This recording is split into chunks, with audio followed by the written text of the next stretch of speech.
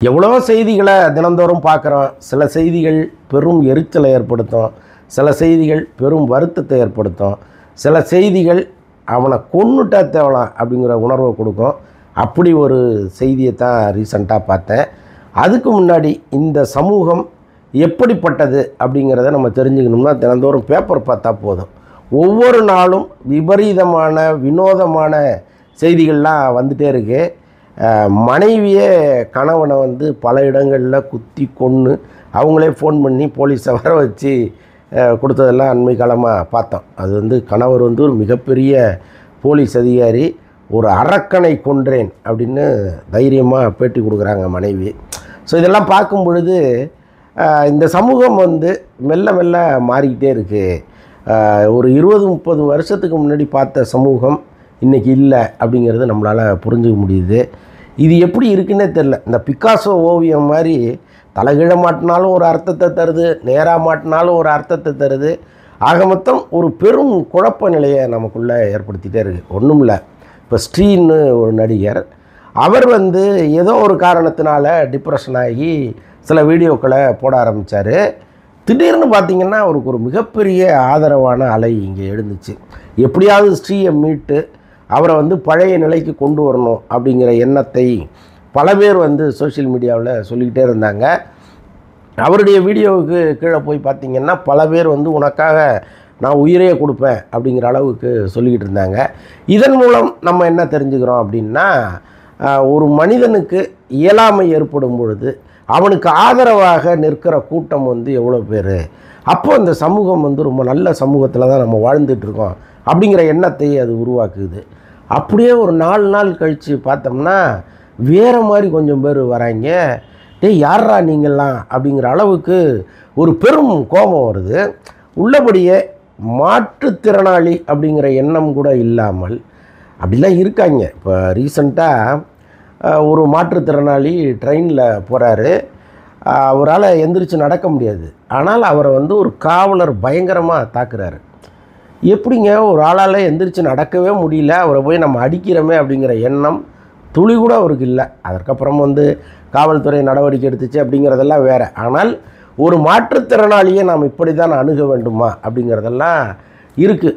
மாற்றுத்திறனாளிங்கிற வார்த்தையை சொல்லாத அமைச்சர் துரைமுருகனை இந்த சமூகம் என்ன பாடுபடுத்துச்சுங்கிறதெல்லாம் நம்ம ஒரு வாரத்துக்கு முன்னாடி பார்த்தோம்.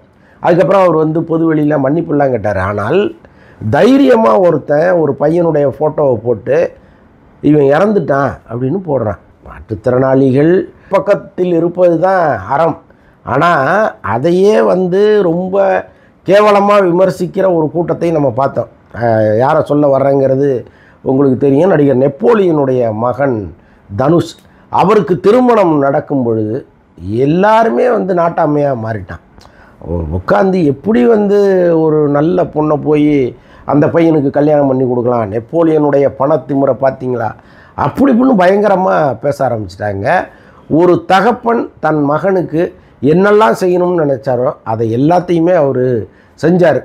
அவர் அவ்வளோ பெரிய மனதுள்ள அப்பாவை சம்பாதிக்கிறதுக்கு தனுஷ் தான் 7 பிறவிக்கும் புண்ணியம் பண்ணியிருக்கணும். இவ்வளவு பணம் இருக்குது, இவ்வளவு செல்வாக்கு இருக்குது, நான் என் மகனுக்காக எல்லாத்தையும் விட்டுட்டு எங்கேயோ ஒரு தேசத்தில் போய் இருப்பேன் அப்படின்ட்டு அந்த பையனை கூட்டு போய் அமெரிக்காவில் இருக்கார். ஏன்னா அந்த கிளைமேட்டு தான் அந்த பையனை நல்லா வச்சுக்கும் அப்படிங்கிறதுக்காக இங்கே இருக்கிற அவ்வளவு செல்வாக்கையும் விட்டுட்டு அங்கே போகிறாரு. இத்தனைக்கும் ஒரு மத்திய அமைச்சராக இருந்தவர், இன்றைக்கும் அரசியலில் அவர் ஆக்டிவாக இருந்தார்னா அவர் இருக்க வேண்டிய இடமே வேறு. ஆனால் எல்லாத்தையும் அப்படியே ஒரு துறவரம் போகிற மாதிரி விட்டுட்டு அங்கே போய் ஒரு செல்வாக்கான வாழ்க்கை வாழ்கிறார், அது வேறு. ஆனால் எல்லாமே அந்த தனுஷுங்கிற ஒரே பையனுக்காக தான். அவன் நல்லா வாழ்ந்தால் நான் நல்லா வாழ்ந்த மாதிரி என் வாழ்க்கை நிறைவடைந்தது அப்படின்னு நினைக்கிற ஒரு தகப்பன். அந்த தகப்பனை பெற்ற தனுஷ், அவருக்கு ஒரு கனவு இருக்குது. அந்த கனவு என்னென்னா தன் மகனுக்கு ஒரு திருமணம் பண்ணி வைக்கணுங்கிறது. அந்த கனவை நிறைவேற்ற ஒரு பெண் வர்றா.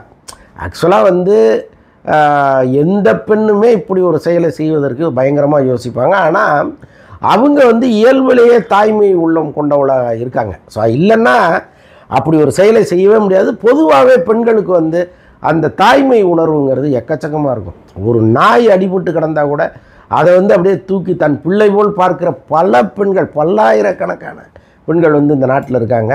ஒரு மாற்றுத்திறனாளியை நம்ம வந்து அப்படி பார்த்துக்கணும் அப்படின்னு நினச்சிட்டு வர்ற ஒரு பெண், பேசிக்கலாகவே அவங்க வந்து நர்சிங் மாதிரி ஏதோ ஒரு கோர்ஸ் படித்ததெல்லாம் சொல்கிறாங்க. அப்போ அவங்களுக்கு வந்து எல்லாரையும் விட இன்னும் கொஞ்சம் இந்த அக்கறை ஜாஸ்தியாக இருக்கும். அவங்க வந்து இந்த மனைவிங்கிற பொறுப்பை ரொம்ப மகிழ்வோடு ஏற்றுக்கிறாங்க. ஒரு கணவனுக்கும் மனைவிக்கும் ஒரு அப்பாவுக்கும் ஒரு மாமனாருக்குமான ஒரு விஷயம் அது. ஆனால் இங்கே பார்க்குற ஒரு தேர்ட் பர்சன் அது எப்படி வந்து ஒரு பெண் வாழ்க்கையை வந்து கெடுக்க முடியும் அப்படின்ட்டு நாட்டாமையாக மாறிடுறான். பயங்கரமாக அது பற்றி விவாதங்கள் நடக்குது. நல்ல வேலையாக அவர் வந்து இதெல்லாம் காதில் வாங்கலைன்னு நினைக்கிறேன். ரொம்ப மகிழ்வாக அந்த திருமணத்தை ஜப்பானில் நடத்தினார்.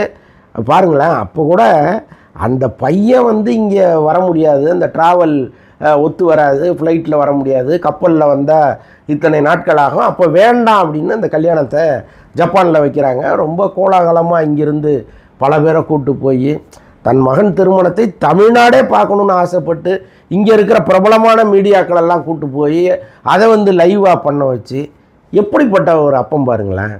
அப்போது அவர் பார்வைக்கு போகிற மாதிரி ஒரு விஷயத்தை இவனுங்க பண்ணுறானுங்க.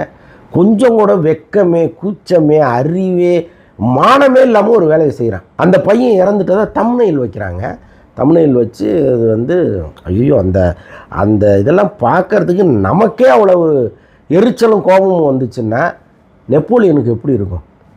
பார்த்தோன்னே எப்படி மனசு பதறும். ஒரு பையன் மேலே இவ்வளவு அன்பு வைக்காமல் இவ்வளவு விஷயத்த ஒரு அப்பா பண்ண முடியுமா? அப்போ அவர் பார்த்தாருன்னா என்ன ஆகும்? அந்த உணர்வு துளி கூட இவனுக்கு இல்லை. இவனுக்கும் அப்பா இருக்காங்க, அம்மா இருக்காங்க, அக்கா தங்கச்சிங்க இருப்பாங்க, ஒரு நண்பர்கள் இருப்பாங்க. இப்படி ஒரு விஷயம் தன்னை சுற்றி நடக்குது அப்படின்னா அவன் பொறுத்துப்பானா? இவன் எங்கேருந்து பண்ணுறான்? யார்? எந்த நாட்டில் இருக்கான்? தமிழ்நாட்டை சேர்ந்தவனா? ஒருவேளை இங்கே நிஜமாகவே அவன் தமிழ்நாட்டை சேர்ந்தவனா அந்த வேலையை செய்யவே மாட்டான். அவனுக்கு வந்து ஒரு எத்திக்ஸ் இருக்கும். இவன் எங்கேயோ ஒருத்தன், யாரோ ஒரு பேய்க்கு பிறந்தவனாக கூட இருப்பான். அவன் என்னால் வந்து இந்த வார்த்தையை சொல்லாமல் இருக்கவே முடியல. இப்படி ஒரு விஷயத்தை ஒருத்தன் பண்ணியிருக்கான். இன்றைக்கி வந்து அது ஒரு பெரிய சீரியஸான விஷயமாக நெப்போலியன் கையில் எடுத்துருக்கிறார். நிஜமாக அவருக்கு என்னுடைய வணக்கத்தை தெரிவிச்சுக்கிறேன். ஏன்னா இதை கண்டும் காணாமலும் போகவே கூடாது, இதெல்லாம் விடவே கூடாது. இவன் யாராக இருந்தாலும், எவ்வளோ பெரிய செல்வாக்குடையவனாக இருந்தாலும், எந்த நாட்டில் இருந்தாலும் அவனை கொண்டு வந்து நடுரோட்டில் நிறுத்தணும். சட்டத்தின் முன் நிறுத்துவது அப்புறம், எல்லார் முன்னிலையும் நிறுத்தி இந்த நாய் தான் இந்த வேலையை செஞ்சதுன்னு பொதுமக்களுக்கு அடையாளம் காட்டுங்க. இனிமேலாவது இது போன்ற விஷயங்கள்லாம் குறையும். அவருடைய தம்பியோ அண்ணனோ காவல் நிலையத்தில் கம்ப்ளைண்ட் பண்ணியிருக்காரு.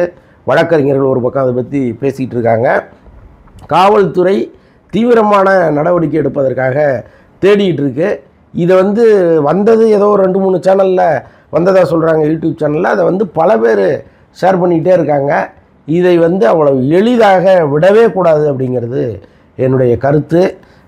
நிச்சயமாக வந்து அந்த சம்பந்தப்பட்ட அந்த கயவனை கொண்டு வந்து நடுரோட்டில் வைத்து மக்கள் முன்னால் இவன் தான் அவன் அப்படின்னு காட்டுற நாள் தான். தனுஷ் அக்ஷயா திருமணம் நடந்தப்போ நெப்போலியன் சந்தோஷப்பட்டிருப்பார்ல, அதை விட பெரிய சந்தோஷம் அவருக்கு கிடைக்கிற நாள் அதுவாக தான் இருக்கும்.